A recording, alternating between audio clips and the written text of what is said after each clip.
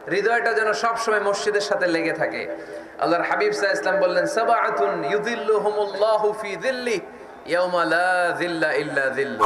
7 শ্রেণীর ব্যক্তিকে আল্লাহ তাআলা কিয়ামতের দিন আরশের নিচে ছায়া দিবে, যেদিন আল্লাহর আরশের ছায়া ছাড়া কোনো ছায়া পৃথিবীতে থাকবে না। আল্লাহর হাবিব বললেন 7 শ্রেণীর ব্যক্তিকে আল্লাহ তাআলা আরশের নিচে ছায়া দিবেন।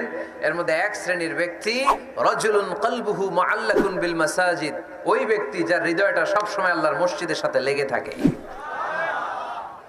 মসজিদের সাথে যার হৃদয় লেগে থাকে তাকে আরশের নিচে ছায়া দিবে কে? তো ডিয়ার ভিউয়ার্স, আপনারা শুনতে পেলেন যে বিষয়গুলো আমাদের কবরে যেতেই থাকে, মানুষ মারা যাওয়ার পরও সেই বিষয়টি কি কি এবং কেমন সেটি আপনারা জানতে পারলেন ডক্টর মিজানুর রহমান আজহারী হুজুরের কাছ থেকে। আপনারা ভিডিওটি ভালো লাগলে like, comment, share and subscribe করবেন বেশি বেশি ইসলামের স্বার্থে। সবাই ভালো থাকুন, সুস্থ থাকুন।